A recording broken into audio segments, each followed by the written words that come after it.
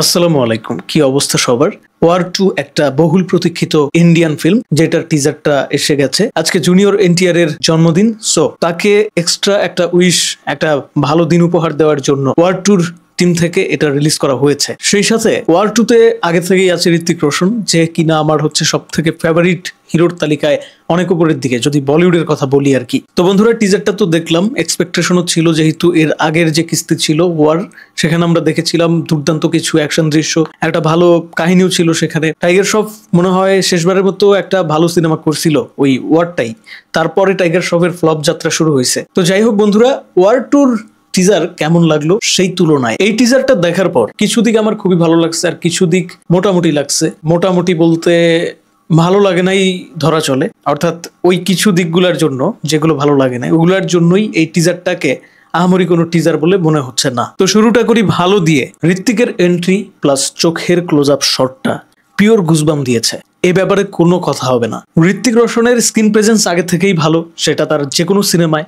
But war cinema যেটা প্রথম কিস্তি, ওইখানে একটা যে সিন ছিল, ঋত্বিক যখন প্রথমবারের মতো স্ক্রিনে আসে, টাইগার শ্রফ এক জায়গা থেকে তাকে আছে, একদম থ হয়ে গেছে।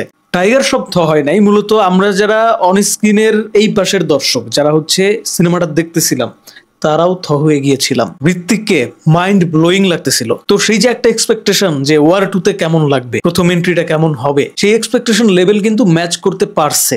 ঋত্বিককে ওয়ার 2 টিজারে প্রথমবারের মতো যখন এন্ট্রি নিতে দেখলাম, তখনও সেই একই ফিলটা হচ্ছিল, একই রকম গুজবাম্প দিচ্ছিল।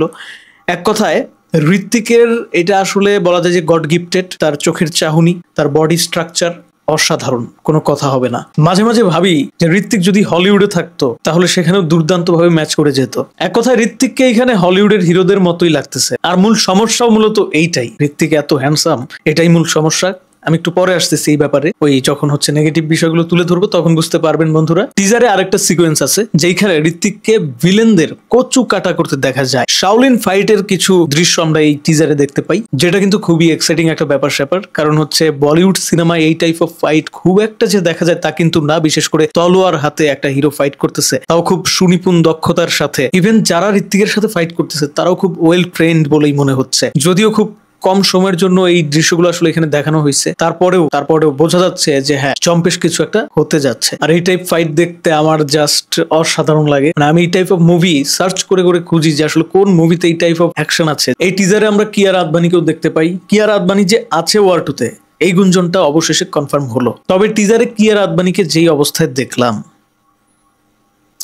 কি বলবো রে ভাই, এখন একদল আবার বলবে যে ভাই মডার্ন হন একটু। এত মডার্ন হইতে পারি না রে ভাই, কেমন জানি বিবেকে বাধে। অতিরিক্ত খোলামেলা পোশাকে দেখায় ফেলাইছে। আচ্ছা, এগুলো না বলি না, গ্ল্যামার আছে দারুণ, অসাধারণ। হ্যাঁ, এটা মানতেই হবে, কিয়ারা আদবানিকে ওই রুলটা দেওয়া হয়েছে যেই রুলটা প্লে করছে পাঠানে দীপিকা। বেশারাম। আমি আবার এত ভালো হিন্দি পারি না।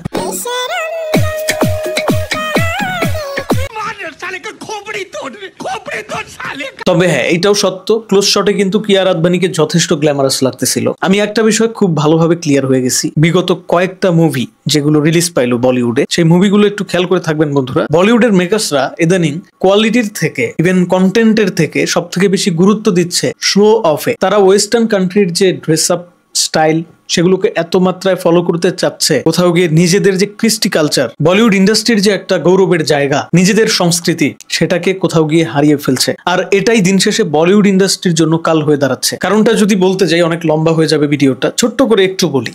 দেখেন, আপনি যখন একটা হলিউডের মুভি দেখবেন, তখন আপনি ওই মাইন্ড সেট আপ নিয়েই মুভিটা দেখতে বসবেন যে হ্যাঁ, আমি একটা হলিউডের মুভি দেখতেছি, তাদের কৃষ্টি কালচারটা এরকম হবে, তাদের এই সমস্ত ড্রেস আপ যেগুলো আসলে আমার দেশের মানুষ পরে না, বা তাদের দেশের যে কৃষ্টি কালচার সেই অনুযায়ী তারা ড্রেস আপ করে মুভিতে অভিনয় করবে, এটাই স্বাভাবিক। তো সেইটা আপনার কাছে খুবই স্বাভাবিক লাগবে এবং সেটা আপনি খুব নিতে পারবেন। কিন্তু যখন আপনি আপনার নিজের দেশের একটা মুভি দেখতে বসবেন, তখন যদি দেখেন যে আমার নিজের দেশের একজন নায়িকাকে ওই ওয়েস্টার্ন প্যাটার্নে দেখানো হচ্ছে, সেটাকে ফলো করা হচ্ছে চরম ভাবে, তখন কিন্তু দেখতে আপনার কাছে খুব একটা ভালো লাগবে না। কারণ ওই মাইন্ড সেট আপ কিন্তু আপনার নাই। আপনি আশা করে বসেছিলেন যে হ্যাঁ, আজকে একটা ইন্ডিয়ান সিনেমা দেখবো, আমি একজন ইন্ডিয়ান দর্শক, অথবা ইন্ডিয়া বাংলাদেশ পাশাপাশি হওয়াতে যেটা হয়েছে যে বাংলাদেশের মানুষের রুচি, ইন্ডিয়ান মানুষের রুচি কিছু কিছু জায়গায় কিন্তু মিলে যায়। কৃষ্টি কালচার, সংস্কৃতি প্রায় সেম বলা চলে। আপনি যখন বাঙালি হিসেবে একটা মুভি দেখবেন তখনও দেখবেন যে ইন্ডিয়ান সিনেমাগুলো আগের যে সিনেমাগুলো ছিল সেগুলো আপনার কাছে বেশি ভালো লাগবে, কিন্তু বর্তমানে যে সিনেমাগুলো সেগুলোর ক্ষেত্রে পাঠানে বলেন আর এই যে ওয়ার 2 তে বলেন বা ওয়ারে বলেন, দেখবেন যে কিছু কিছু এই সমস্ত দৃশ্য যেখানে নায়িকাকে একদম অর্ধনগ্ন বা বলা যাইতে পারে যে একবারে যা তা অবস্থা, এই সমস্ত অবস্থায় দেখলে তখন কিন্তু কোথাও গিয়ে আপনার ভালো লাগে না। ইভেন আপনি সবাইকে সাথে নিয়ে কিন্তু ওই মুভিটা দেখতেও পারেন না, দেখতে গেলে জায়গায় জায়গায় ব্রেক মারতে হয়। তো যাই হোক বন্ধুরা, কিচ্ছু বলার নাই, তারা ট্রেন্ডে গা ভাসাইতে চায়, নিজেদের কৃষ্টি কালচার ভুলতে চায়, ভুলতে থাকুক, নো প্রবলেম। এই কারণেই তো সাউথের সিনেমাগুলো এখন টপ রেটেড সিনেমা হচ্ছে, বলিউড ইন্ডাস্ট্রি তার ঐতিহ্য হারাচ্ছে। তবে হ্যাঁ, বাজেট বাড়তেছে, দিনকে দিন সিনেমার বাজেট আকাশচুম্বী হচ্ছে, আর দর্শকের হতাশা বেড়েই চলেছে। এই টিজারে কার চেজিং এর ব্যাপক একটা সিন দেখলাম, বেশ গতিময় ছিল, দেখার সময় অনেকটাই গুজবাম ক্রিয়েট হচ্ছিল, তবে সেটা বেশিক্ষণ স্থায়ী হয়নি কারণ সিনটা চোখের পলকে চলে যায়। টিজারে যে ব্যাকগ্রাউন্ড মিউজিকটা ছিল সেটা আগের বারের থেকে আরেকটু আপডেট বলে মনে হয়েছে, আরেকটু বেশি চমকপ্রদ লেগেছে আমার কাছে। এইবার এই টিজারের মন্দ দিক যেগুলো আমার চোখে পড়েছে সেগুলো নিয়ে একটু কথা বলি। ঋত্বিক রোশনের কথা বলছিলাম না শুরুতে, যে অতিরিক্ত হ্যান্ডসাম হাং বললেও কম হয়ে যাবে, যতই প্রশংসা করি কম হয়ে যাবে, আর ওইটাই হচ্ছে মূল সমস্যা। হ্যাঁ, ওইটাই হচ্ছে মূল সমস্যা, কারণ এইখানে জুনিয়র এনটিআর একদম ওভারশ্যাডো হয়ে গেছে। ঋত্বিক রোশনের পাশে জুনিয়র এনটিআর কে যেইভাবে দেখালে আসলে একটু ভালো লাগতো সেটা তারা দেখাইতে পারছে বলে আমার কাছে মনে হচ্ছে না। ঋত্বিক রোশন এমনিতেই তো ভাই ওই যে বললাম যে হ্যান্ডসাম হাঙ্ক, সো তার পাশে যদি কাউকে দেখাতে হয় তাহলে তো সেইভাবে একটা গেট আপ সেট আপ দিয়ে অন্যরকম একটা লুক টুক ক্রিয়েট করে এক্সট্রা অর্ডিনারি বানায় তারপরে প্রেজেন্ট করতে হবে, কিন্তু না, ঋত্বিকের পাশে আমরা এখানে জুনিয়র এনটিআর কে দেখলাম, তার মধ্যে তার জন্মদিন। আমি এক্সপেক্ট করে বসেছিলাম যে হয়তোবা চেহারার মধ্যে একটা রাফটাপ ভাব, কাটাছেঁড়ার দাগ, অন্যরকম একটা বডি ফিটনেস নিয়ে হাজির হবে। জুনিয়র এনটিআর কে একদমই সাদা মাটা ভাবে দেখানো হয়েছে। হ্যাঁ, সে অ্যাকশন করতেছে, কিন্তু তার ওই চেহারাতে আমি রাফটাপ কোনো ব্যাপার স্যাপার লক্ষ্য করলাম না। আমি এক্সপেক্ট করছিলাম একটা extraordinary look and get আপে আমরা দেখবো। অ্যাটলিস্ট সে যে অ্যাকশন করতেছে তখন তার চেহারাটা দেখলে মনে হবে যে অ্যাকশন করতেছে। সে খুবই ন্যাচারাল থাকার চেষ্টা করছে, এইটা দোষের না, মেকআপ অ্যান্ড গেট আপটাই ভালো লাগে নাই। যেখানে ঋত্বিকের চোখ দেখে মনে হচ্ছে একটা ভীষণ এগ্রেসিভ মুডে সে আছে, অপরদিকে তার সাথেই যুদ্ধ করতে নামছে জুনিয়র এনটিআর, তাকে দেখে মনে হচ্ছে সে রোমান্টিক কোনো দৃশ্যে অভিনয় করতে নামছে।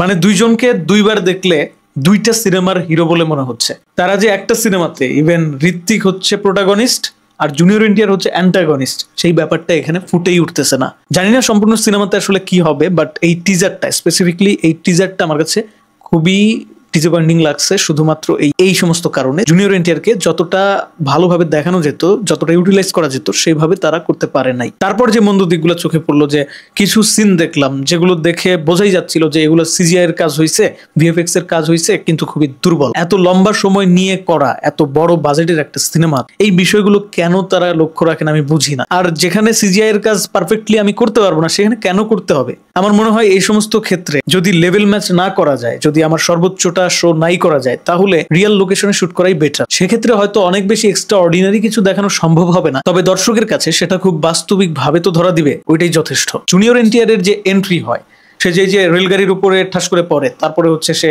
দৌড়ানো শুরু করে, এই সিনগুলো একটু লক্ষ্য করুন। এছাড়া বরফের মধ্যে একটা সিন আছে, ঋত্বিক রোশন হেঁটে আসতেছে, এই সিনটা দেখেও খুব ভালোভাবে স্পষ্টভাবে বোঝা যাচ্ছে যে এইখানে চরম লেভেলের এডিট হয়েছে, এডিটের মায়ের বাপ করে দিছে। সো যেটা খুব ন্যাচারাল লাগে, আমি সেটার পক্ষে। সিনেমার দর্শকরা কিন্তু একটা সিনেমা দেখার সময় সিনেমার বাজেট কত এইটা মাথায় রাখে না, এটা পরে, এটা হচ্ছে সেকেন্ডারি অপশন। ফার্স্ট অপশন হচ্ছে, ফার্স্ট চয়েস হচ্ছে যে ওই সিনেমায় যেগুলো আমরা দেখতেছি সেগুলো কি আসলে আমাদের কাছে অতিমাত্রায় নাটকীয় লাগতেছে না ন্যাচারাল লাগতেছে। যদি ন্যাচারাল লাগে তাহলে সেটা ভালো সিনেমা হিসেবে গণ্য হয় একজন দর্শকের কাছে। তো সেই জায়গা থেকে আশা থাকবে ওয়ার টুর যে এই যে ভুল ত্রুটিগুলা, এগুলা যখন সিনেমা হলে সিনেমাটা আসবে তার আগে যেন তারা সংশোধন করে ফেলে। এটা সম্ভব, কিছুটা হয়তো বা ইমপ্রুভ তারা করবে।